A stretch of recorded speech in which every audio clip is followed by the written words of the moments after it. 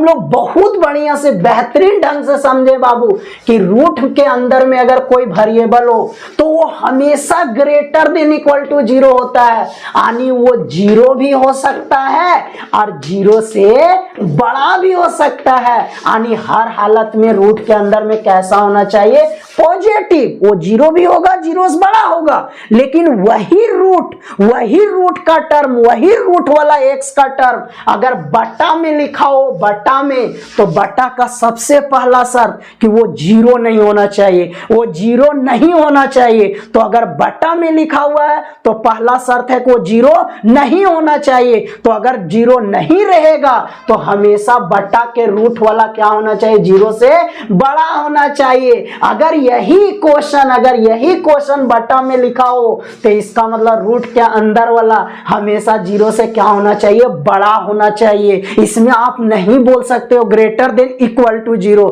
हमेशा क्या बोलना होगा, ग्रेटर देन 0, क्योंकि बटा में लिखा हुआ है तो रूट के अंदर वाला को हमेशा बोले केवल ग्रेटर देन 0 बोलना है। तो कभी भी डोमेन का क्वेश्चन में x का टर्म बटा में हो और रूट के अंदर में हो तो उसको हमेशा हम लोग लिखेंगे, रूट के अंदर वाला को हमेशा लिखेंगे ग्रेटर देन 0, हमेशा क्या लिखेंगे, ग्रेटर देन 0। उसके बाद जो x का मान आएगा, जहां से जहां तक आएगा वही x का मान उस पूरे क्वेश्चन का क्या कहलाएगा, डोमेन कहलाएगा। बहुत बढ़िया से समझने का कोशिश करो बाबू, बारीकी से वीडियो को देखो, बार बार देखो, कोशिश करो समझने बाबू, 100% समझ में आएगा। चलिए देखते हैं क्या बोलना चाह रहे बाबू, फिर से एक बार सुन लो। हम लोग जानते हैं कि रूट के अंदर में कोई भी टर्म लिखा रहता है वो हमेशा ग्रेटर देन इक्वल टू 0 होता है, यानी हर हालत में पॉजिटिव होता है। लेकिन बाबू वही रूट वाला टर्म बटा में आ जाए, डिनोमिनेटर में आ जाए, तो डिनोमिनेटर में तो 0 नहीं होता है,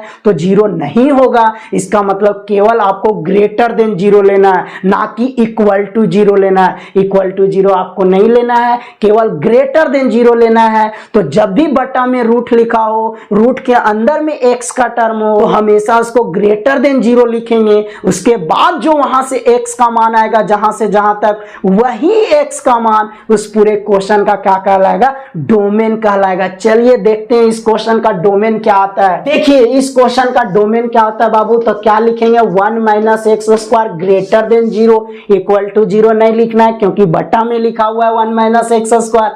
चलिए तो बाबू यहां से x का मान निकालिए। बाबू 1 को इधर ले आओ, -1 हो गया। बाबू हम लोग बहुत बढ़िया से समझे, कभी भी वेरिएबल के साथ माइनस में गुना हो और भागा हो, और अगर आप इसको इधर भेजना चाह रहे हो तो ये साइन क्या होता है बाबू, पलट जाता है। क्या होता है, पलट जाता है। तो माइनस को इधर भेजे बाबू, +1 हो गया, लेकिन ये साइन क्या हो गया बाबू, पलट गया।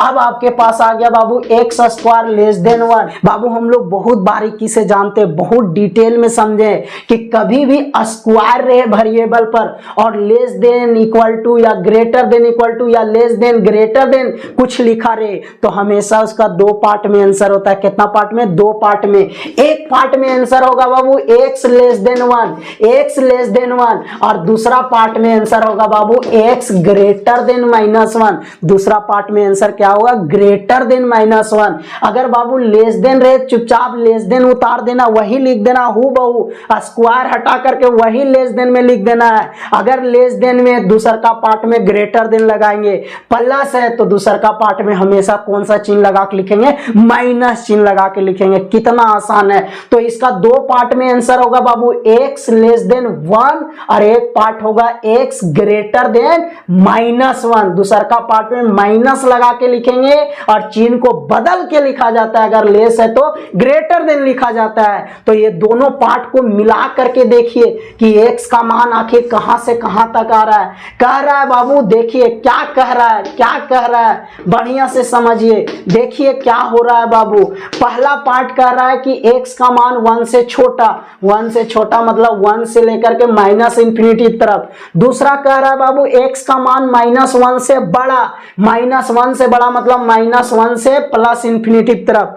दोनों मान को अगर मिला करके करके देखिए तो कहां से कहां तक का मान कॉमन आ रहा है। देखिए कहां से कहां तक का मान आ रहा है बाबू, कहां से कहां तक का मान कॉमन आ रहा है, -1 से लेकर के 1 तक। यानी ये दोनों पार्ट को अगर मिलाकर के आप देखोगे तो कहां से कहां तक मान आ रहा है, -1 से +1 तक। यानी इस क्वेश्चन का जो डोमेन का आंसर होगा बाबू -1 से लेकर के कहां तक होगा, +1, वो भी ओपन इंटरवल में, क्योंकि -1 और 1 नहीं लेना है। अगर -1 और 1 लोगे नीचे वाला 0 हो जाएगा बाबू।